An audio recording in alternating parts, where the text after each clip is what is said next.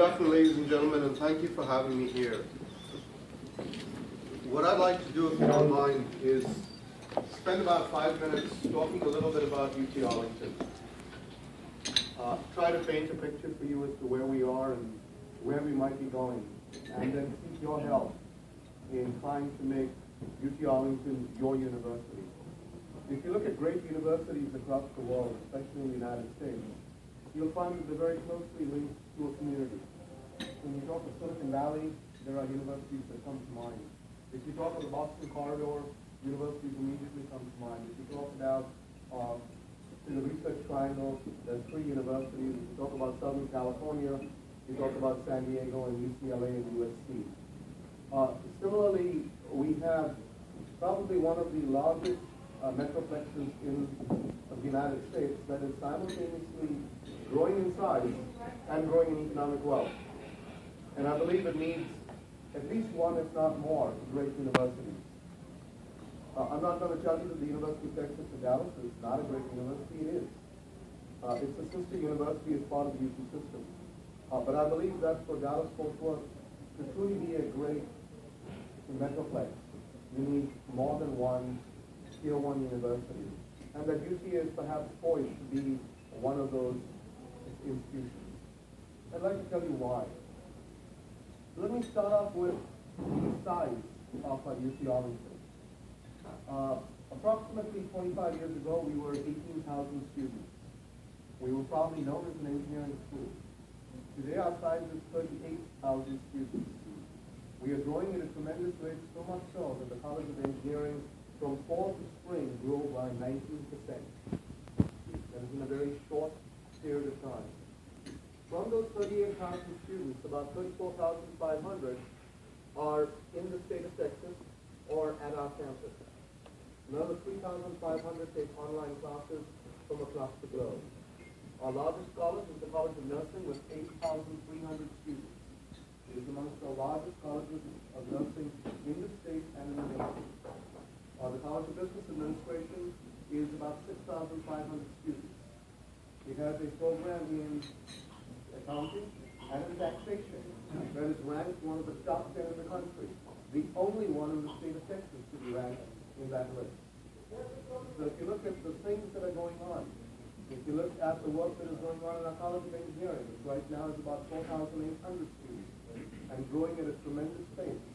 The work going on in engineering in the area of biomedical devices, bioengineering, the work that's going on in imaging, in the computer science, systems engineering, and aerospace is tremendous. A lot of people talk about whether the work that goes on at a university is going to be fundamental research. In fact, we were having a discussion about that, as to whether it is fundamental research or it's translational research. And that is a very good point that we need to discuss. And we do both fundamental and translational research at the University of Texas at Arlington. However, if you look at our College of Engineering, in balancing that, we try to also look at what is the entrepreneurship and what is the amount that comes from inventions and the impact of those inventions on society. So last year, the United States School of Patent and Trademark Office started a new national academy. So if you will, you all have heard about the National Academy of Engineering, National Academy of Science, and the Institute of Medicine. There's a fourth one that was started last year, and that is called the National Academy of Inventors. 100 people were chosen from across the United States to be inaugural fellows in the National Academy of Inventors. 4 of them came from the University of Texas at Arlington. This year, at the middle of next month, the next class will be announced. We have 4 more. That will make us the largest number of faculty in the National Academy of Inventors from any university across the United States come from the University of Texas at Arlington. You only get chosen to be in the National Academy of Inventors if you have a patent, and if the patent is actually made it into commercialization. That means that impact has to be there. On top of that, you have to have made true scientific progress, either as a faculty member or in the corporate world. So that should paint some sort of a picture as to where we lie. If you look at the College of Business, the College of Business has a number of very, very good programs. The taxation program is one. But I'd like to tell you a little bit about it that probably most people don't know about. It is very fashionable right now for the United States to have universities that have programs in other countries. So having a program in China is now considered to be the in thing. Well, the University of Texas at Arlington has, over the last 10 years or so, had an MBA in China. We have 2,000 alums. It is the best known MBA program in China today. It is the highest ranked MBA program in China today. In fact, you can't get in unless you already have significant corporate experience. We turn down people from that program every single year. This is something UTA has been doing for years and years. If you look at online education, that's again a big buzzword with MOOCs and all sorts of words that people come up with. The person who actually came up with the term MOOC is a person by the name of George Siemens. Used to be in Canada when he taught his first course that was coined with the word MOOC. How many of you know that he's on the staff at the University of Texas at Arlington? That we probably have a very highly regarded online program in the areas of nursing, social work, and education. And in the area of nursing, the pass rate for students in the licensure exam that come from the students that we have in-house and those online are both higher than the state and the national norms. So if you look at the University of Texas at Arlington, for all of what we do, we are a premier university. The challenge that we have is most of you and most of the people in the Metroplex haven't heard of us. And that's something we need to change. We are the 7th fastest growing research university in the United States today. We're one of only 6 in the nation that was named by the New America Foundation as a next generation university. There were 6 that were picked based on its programs, its ability to change, and its ability to set national policy. We are the 5th most diverse national university in the U.S. We have an amazing amount of diversity across our campus in terms of students, faculty, and staff. From our 38,000 students, approximately 10% of those come from around the world. So we have students who come from all 50 states, and we have about 180 countries represented on our campus.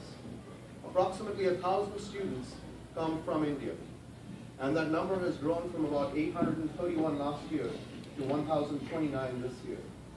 It is a number that will continue to grow, and it has primarily grown in the areas of engineering and in business. And computer science and engineering and electrical engineering have the most students amongst those. So if you look at where UTA is today, it is no longer that small university that is out in Arlington somewhere that most people think about. When one talks about a commuter campus, which is the other thing that people have always talked about UTA, that it is a commuter campus. And yes, we actually have a large number of students who commute back and forth because they stay all across the Metroplex. 9,500 of our students actually stay on campus or in apartments right next to campus. That population of 9,500 is larger than the population of 2 private universities that are perhaps better known in the DFW area. So when you look at the size and the extent of this university, it is enormous. We are a research enterprise, and our numbers have grown significantly. They're actually growing by a tremendous amount. So last year, from last year to this year, we grew our research enterprise by 10%. Note, this is at a time when most universities are shrinking their research enterprise because the amount of money that comes from the federal government is actually decreasing. Ours is increasing. So much so that we've set up a new research institute called the University of Texas at Arlington Research Institute, which is in Fort Worth. And the intention of having that institute is to allow for that bridge between the fundamental work that we do and the translational work, but the rest of the corporate world, so as to make sure that we can take our discoveries and move them one step further in specific areas. The focus of that institute right now is basically in terms of robotics and manufacturing. And we do a tremendous amount of work over there in terms of DoD and also in terms of helping the disabled veterans. And so I'd love to have you all come and visit UTA.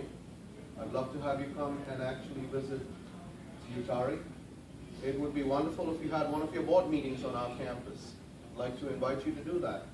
What I'd really like to invite you to do is to become partners with us.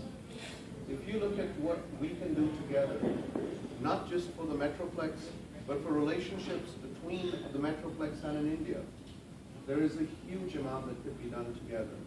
And I'd like to extend that invitation to you all to share that experience with us, and let's work together. I don't believe that there is any reason why we cannot, in the DFW area, have universities that are on par with Silicon Valley, Southern California, or the Research Triangle. We have everything over here to do it. We just haven't stepped out and tried to do it. And I believe if we do, we will succeed. Thank you very much for having me over here. I'd be glad to answer any questions.